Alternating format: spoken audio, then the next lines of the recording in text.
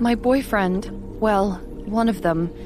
I don't know if you saw. When we were out here a few nights ago, Nolan smacked him on the forehead and left one of their marks, and now my boyfriend is unconscious and won't wake up.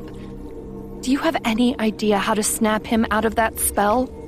I braced myself for another bizarre dance show, but what I got was somehow worse. One by one, the watery figures shook their heads or splayed their hands in gestures of helplessness. My throat constricted. What else could I ask them? I'd come out here, I'd managed to summon them out of the marsh, and I hadn't gotten a single useful thing from them. How could I give up now? A few of the frogs had plopped into the water next to my submerged fingers, but they didn't offer any insights. Then Marisol stepped up behind me. You've got to tell my sister something. Come on! Don't you want to help her kick those pricks' asses? My mouth twitched into something somewhere between a smile and a grimace, but it was pride that swelled in my chest. Maybe she wasn't expressing her opinions in the politest way ever, but I loved that Marisol was confident enough to speak up at all after everything she'd been through. The translucent forms swayed back and forth for several seconds. I couldn't tell whether they were wavering indecisively or if they were reacting to my fraying control. The ache in my spine was stretching right through my back and along my ribs now. They looked so mournful that I opened my mouth to tell them it was all right. It wasn't their fault we couldn't figure out how to communicate. Maybe we could teach them sign language, like researchers did with gorillas in the jungle. Before I could say anything, the nearest figure sped between the reeds toward me. My mouth snapped shut just in time, because the next thing I knew, the body of water was leaping out of the marsh and crashing down over me with a splash. Oh! In the first instant, I thought it was some kind of an attack, that the spirits were pissed off that I hadn't been more useful to them. But as the chilly water drenched me, soaking through my hair and trickling over my scalp, images washed through my mind. I saw Nolan and Marie Sr. barking orders at the kid whose memories I was receiving.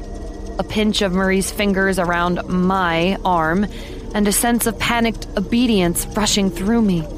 Choking down gulps of food while the 4 adult gaunts chattered around me as if I wasn't there. Their voices warbled like I was hearing them through water. Staring up at the ceiling from my bed, unable to fall asleep. Then sinking down into the cold darkness of the marsh in the middle of the night while voices chanted over me. The moment those images faded, the second figure threw itself over me. More water soaked me. More ghostly memories floated through my mind. Nolan and Marie looked decades younger, though still recognizable. An older man I didn't recognize, the previous Thomas, chortled to himself as he prodded my sides. I was left alone in a kitchen for hours, unable to move. My fingers starting to itch to grab one of the knives and stab it into my own chest. Then another dunking into the frigid slurry of the marsh water. The third and fourth figures cast themselves over me next, sending images full of the same desperation and anguish coursing through my mind. A sob congealed in my chest. I wanted to reach out through the filmy impressions and hug the children they belonged to close, but they were already gone. At least, all physical presence they'd had was. What remained was slipping away from me as water dribbled into the muddy ground beneath my feet. Just as I thought it was over, a deeper, broader sensation swept up from my fingers, where they were still submerged in the marsh.